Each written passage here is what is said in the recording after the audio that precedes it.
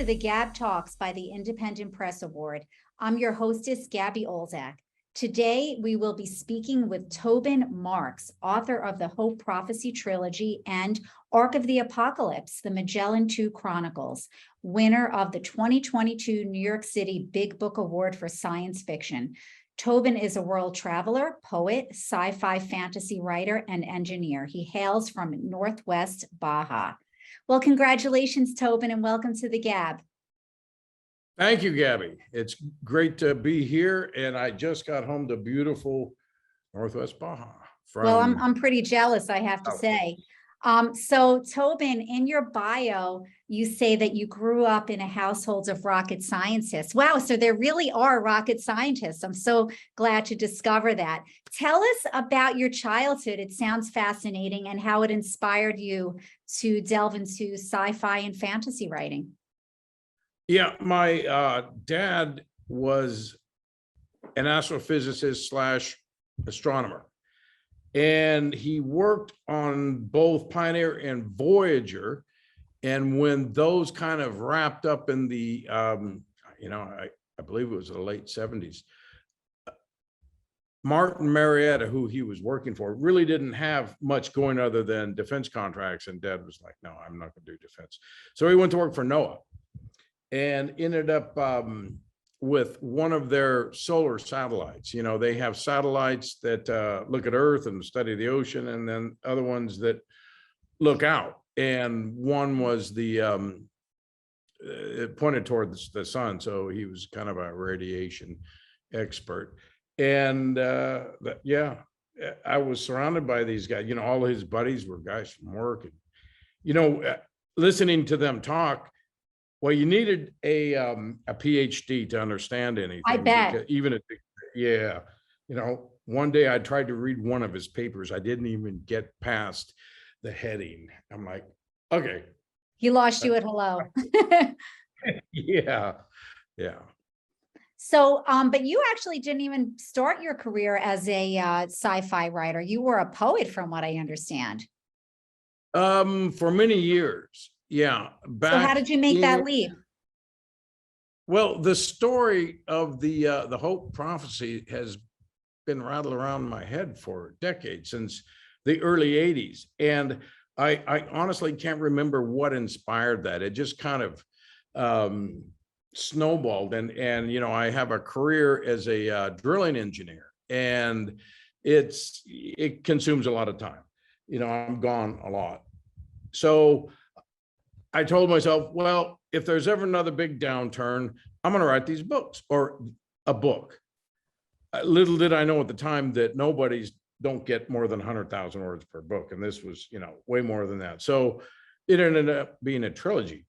So in 2015, the deep water market pretty much crashed, which is what I was doing overseas. And I said, okay, time to write the books. And I did. What I didn't really realize is, at the time, one, all I really knew about the story was the beginning and the end. I mean, I kind of had a little idea. Yeah. Because once I got going to that, oh, now what? And it just kind of evolved. Yeah. You know, how do you come up with this stuff? That was my next question. How do you come up with this stuff? And summarize, without any spoilers, Tobin, summarize Ark of the Apocalypse for us. Well, Ark of the Apocalypse was actually the fourth book that I wrote, because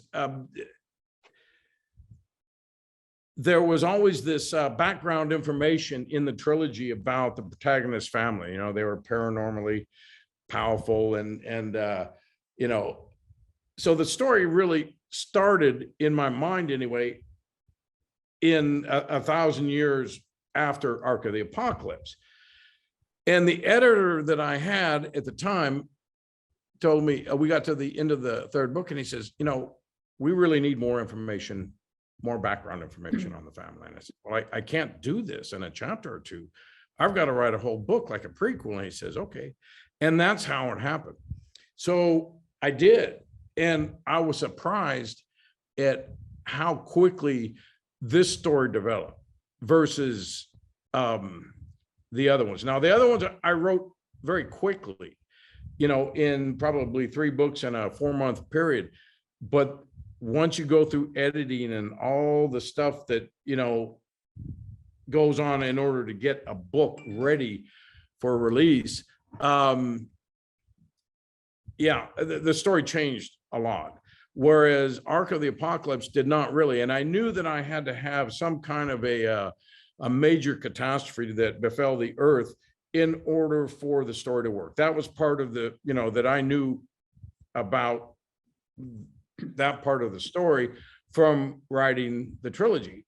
And I'm thinking, okay, now what could be that catastrophic? And it was standing right in front of me, global warming. So I decided, okay, well, I'm just going to make this very extreme because, it's got to be dramatic. And at the time, some of the things that we're seeing now kind of cropped up, but I went to the extreme in a lot of these things, like rivers drying up, fires on a global scale. And now I actually wrote this in 2017. It's Okay. taken that long to get it out. Well, it actually released in 2021. So, now we're starting to see some of these things, and I'm thinking, oh no, wow, You were ahead of It your really- time. So well, you did maybe. mention there were a lot of themes that came up in Ark: global warming, space travel, dragons. Which is the most important theme to you in Ark? For me personally, Yeah, you're the writer. This is your story. yeah, dragons are cool. Dragons. Yeah, I love it too. Yeah. So I- okay, now I'm sure a lot of our listeners, they could be sci-fi novices, if you will, like I am. Ark is technically a prequel. What order do you think this all should be read in? Ark's got to be read first. I get requests sometimes, like for reviews, and I'll say, okay, well, here's book 1 of the whole prophecy trilogy, which Ark is not. It's book 1 of the Magellan II. Right, which is Chronicle. why I'm asking, because I want to clarify this for the listeners, that to really get the most out of these books, which are really incredible. How should we go about reading them? I think Ark first, because you get the background and you get the impact of it. Right. It has probably more social significance than the rest of the story, just because of the global warming and the political climate that the lack of fresh water does to the nations of Earth. When rivers dry up and it stops raining, things become catastrophic. So I hadn't really planned on making Ark a trilogy, but after reading reviews and seeing readers say, well, okay, what comes next? And I'm thinking, well, the trilogy comes next, but there's a 1,000-year gap that I kind of need to fill in. So I actually started on both the next 2 books in the trilogy. One, I only have the title to, so bear with me. Okay. That one will be called Ashes of the Apocalypse, and it'll be kind of a dystopian tale that basically gives the account of what happened on Earth during the enclave period, where everybody's underground, because they're underground for about 250 years before they can finally emerge. So Ashes will be the sequel then to Ark? Yeah, it will be book 2, and then the book 3 will focus more on the colonists and the culture that they've developed on Aqueous, and that will be called, I hope, Children of the Last Ark, or the Lost Ark. So that one I've actually started, and I've got a pretty good storyline in my head, and I'm kind of excited about the protagonist, because it's a young lady who becomes the most powerful, paranormally powerful member of the family since Nadia, and more so even than the protagonist and the bad guy in the whole prophecy. But she's also has like learning disabilities, and she's a bastard child of the royalty, and you know, they basically want to, you know, get rid of her. So she has to run, but she finds a friend. No Rodinia. spoilers, Tobin. Careful there. All right. Careful there. Well, Rodinia is probably my favorite character. She's How the about- dragon that Nadia, go ahead. No, you please. Okay, she's the dragon that Nadia bioengineered, because Nadia understood that what was going to happen was going to go well past her lifetime, or even maybe even the influence of her lifetime. So she knew that a being had to exist, and she'd seen this being many times throughout her life. She didn't really understand, you know, about a dragon when she was a little girl. So as time wore on, she realized, and she got to Aqua, she understood that she had to create this being. So she did, and Rodinia becomes the catalyst for the prophecy. She kind of looks out for the humans, although she doesn't really interfere until the very end. So, but she's there, and she's, you know, gonna be a core character in Children of the Last Ark. And yeah, it's just a lot of fun writing her. You know, some characters you just love to write. So and out of she's all one. out of all the books that you've written and working on, is that your favorite book to write so far? Which one? The coming book? Yeah, the coming books. Or- So far, is that the best experience you've I had? suppose, you know, well, I don't know about being a favorite, because I really haven't gotten very far into the storyline yet. I've just been kind of creating an outline, more so for children than Ashes, but I think Ashes needs to be released first. And I've got to come up with, it's going to take a lot of research, you know, just what kind of dystopia are we really going to be looking at, you know, on a nuclear consumed Earth, right? Mhm. Because the planet just gets destroyed, and nuclear, one of her, you know, centuries, and then people emerge, but of course they're going to be hot spots, and you know, I can assure everybody right now there will not be any zombies. So That's but good. I I'm thought- glad to hear that. Dragons, I'm a Yeah, fan of. Zombies, not so much. So Ark of the Apocalypse, there seem to be a few protagonist families in it.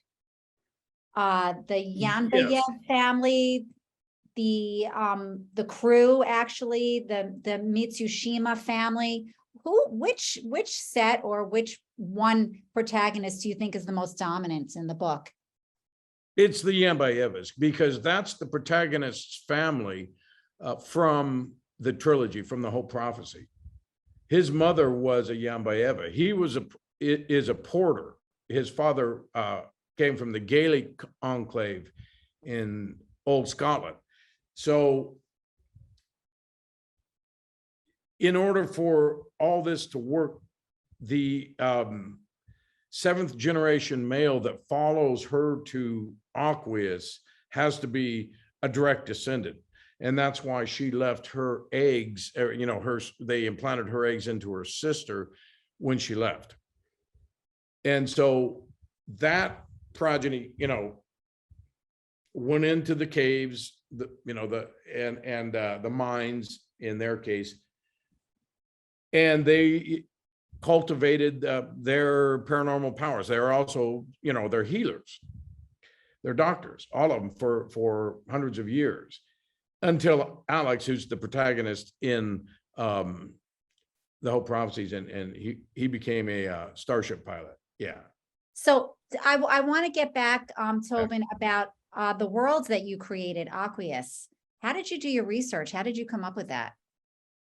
Well, it had to be a class M exoplanet of similar size. It had to be an Earth-size rock in order for this to work, because let's face it, most planets that we find out there now are gas giants. And we have found a few rocks, but they're huge. And gravity becomes an issue. So you can't really, in order for human colonists from Earth to go to another planet, it's got to have breathable air. It's got to have a similar gravitational pull, things like this. So that was a given. Now, why one with water? I'm not really sure.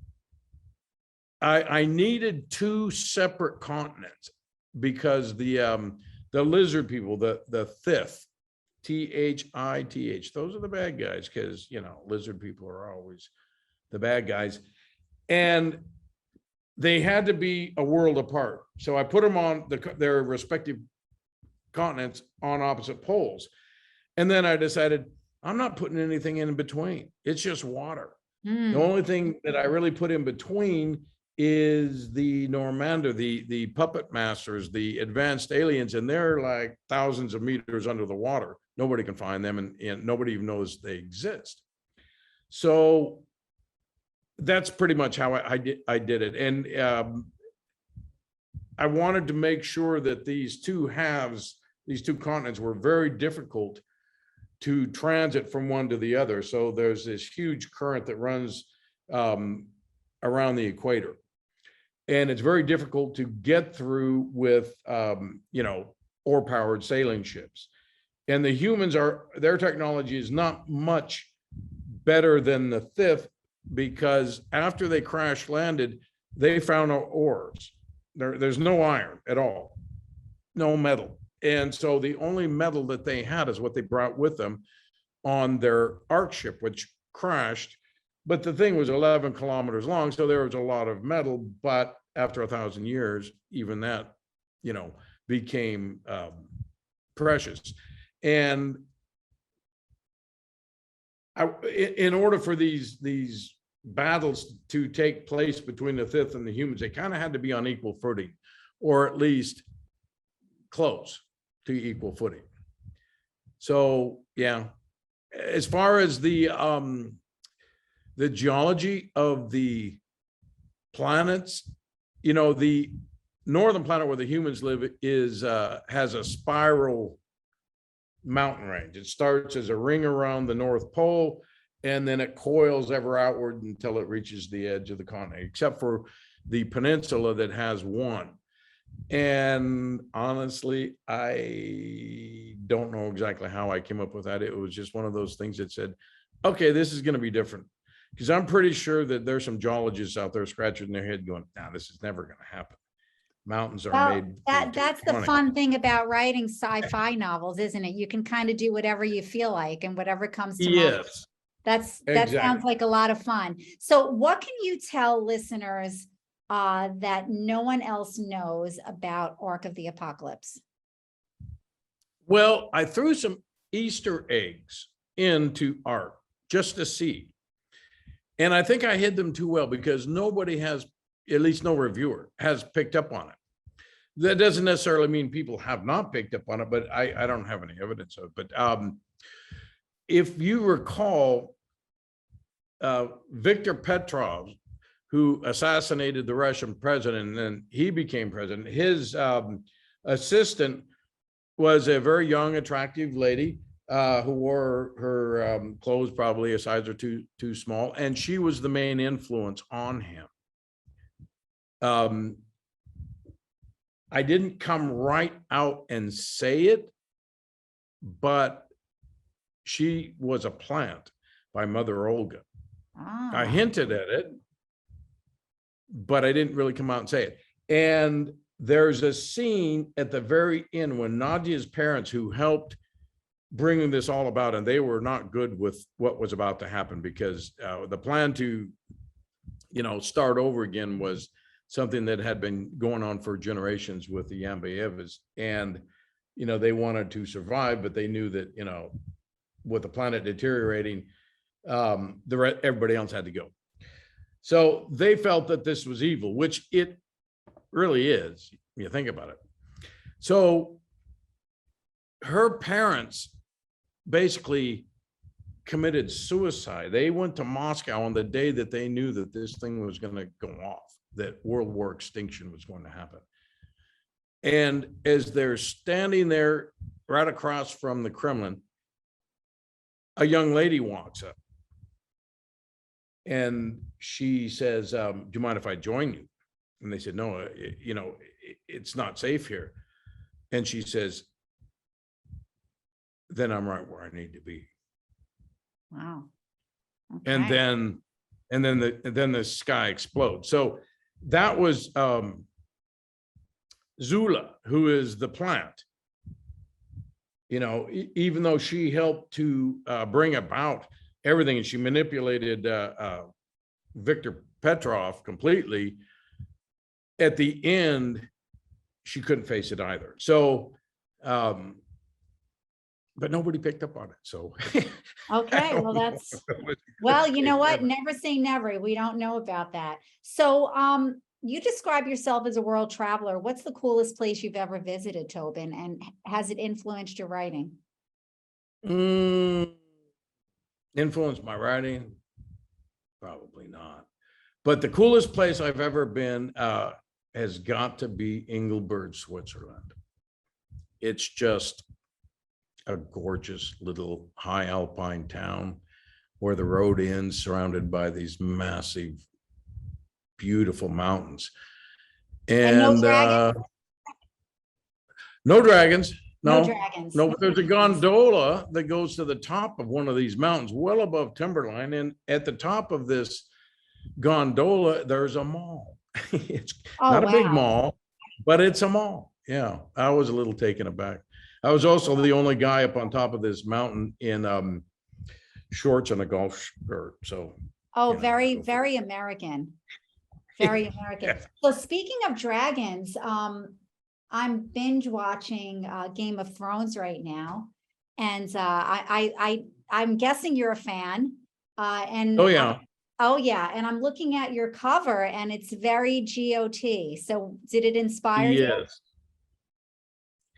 Well, to be honest, I didn't really choose that cover. I had wanted something a little bit more dramatic, and basically a picture of Earth with, multiple nuclear strikes going off.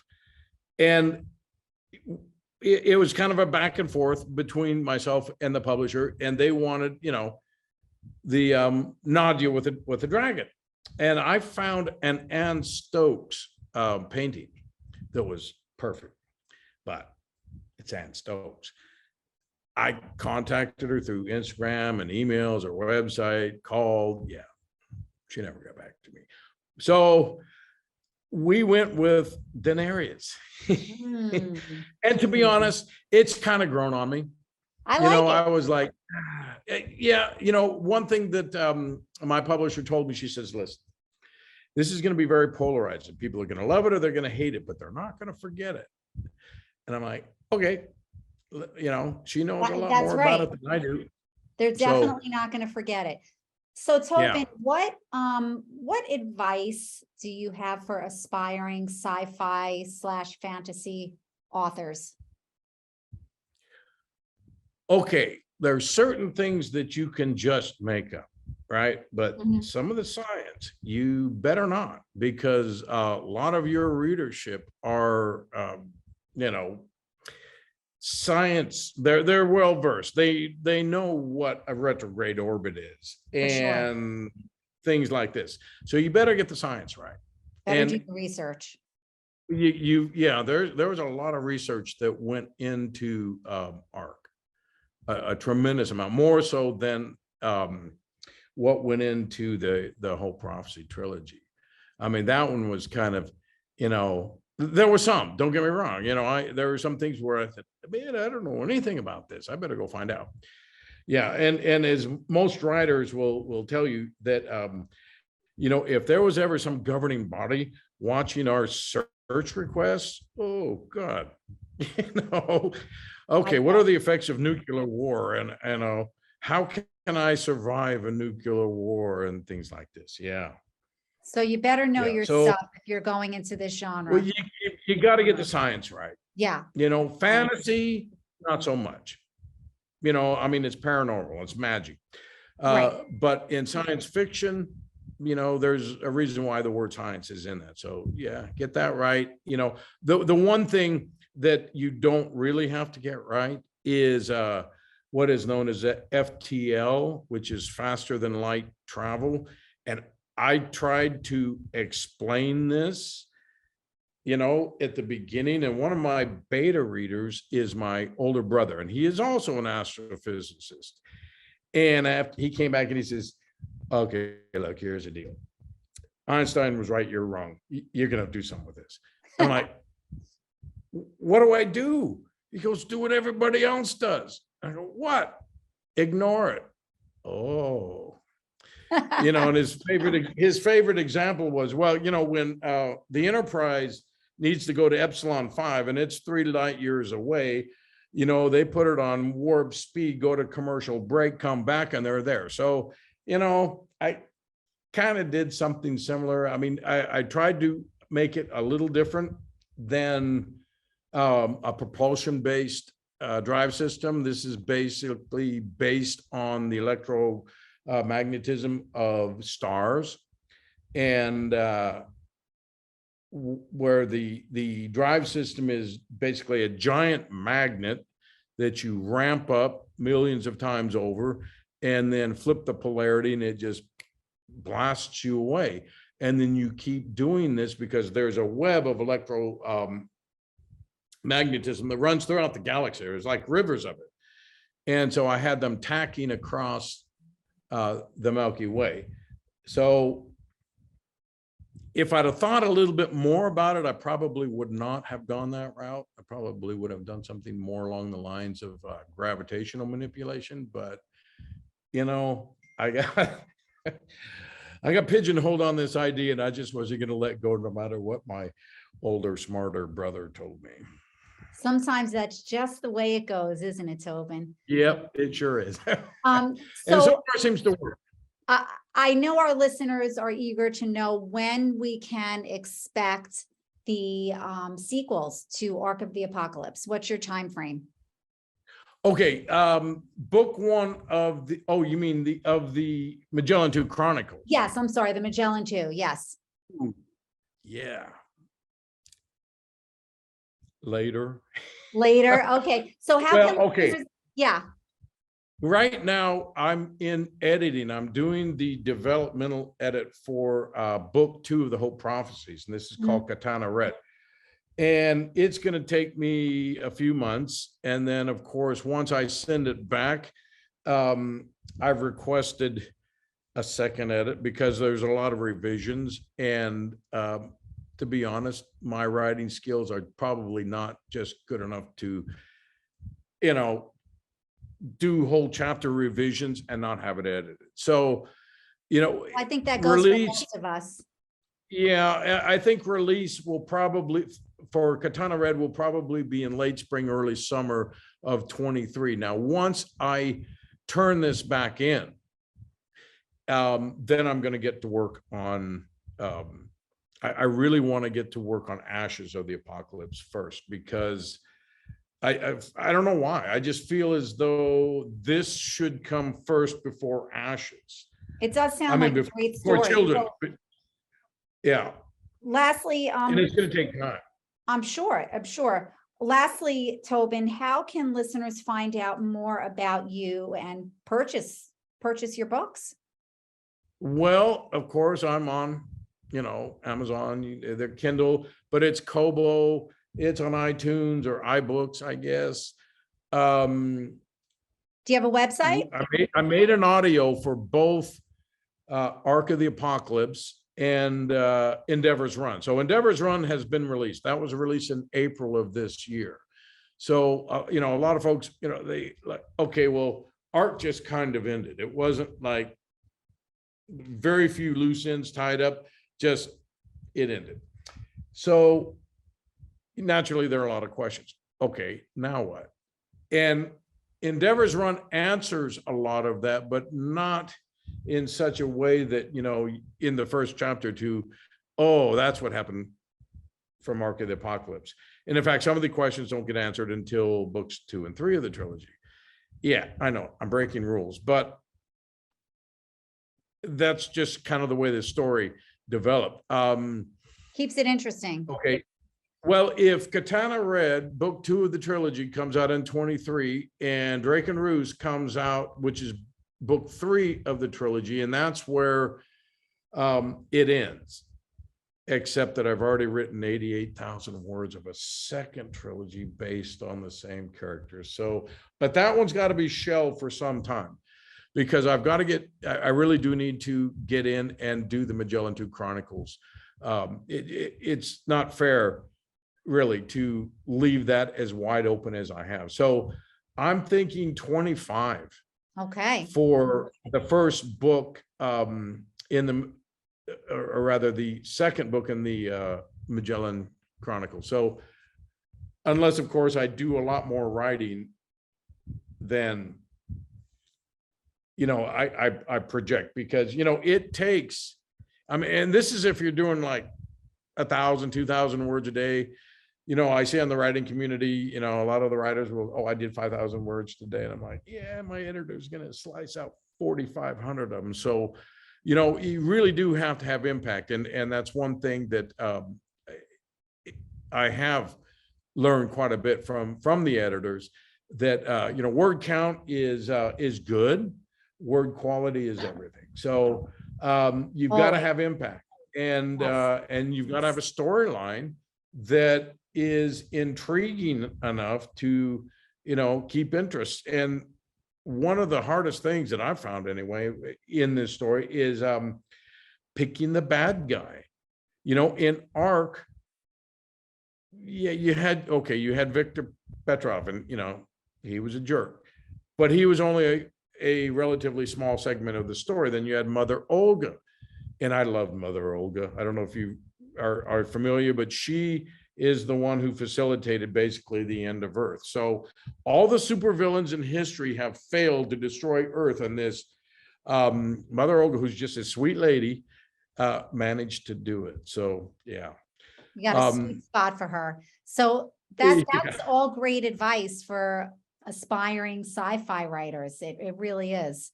It's a lot of work, but you better get writing, Tobin, because, you know, your listeners are going to want to read these books right away. I don't think they want to wait until 2025. No pressure. Yeah, I know. So what I'll do then is once this goes back to the editor, then I'll delve into Ashes. And the problem with Ashes right now is that I really haven't come up with an outline that I'm happy with. Obviously, mankind's got to come out of the ground, but then they've got to reconnect. And, you know, how is this different from what mankind was like before? You know, what humanity was like before? Am I going to have nation states? I don't think so. I think it's, I don't know yet. There's a lot of real cultural implications that go along with this, right? Because humanity's starting over. And so do we start over the way we were? That didn't work out. So now we start over somehow different. So I don't know. We'll just have to wait and see. We'll have to wait and see for sure. So Tobin, thank you so much for chatting with us today. It was really great and interesting, and we're looking forward to some more of your work. Join us next time when we meet with Tony Salini, author of The Unfakeable Code. This is Gabby Olzak of the GAB Talks.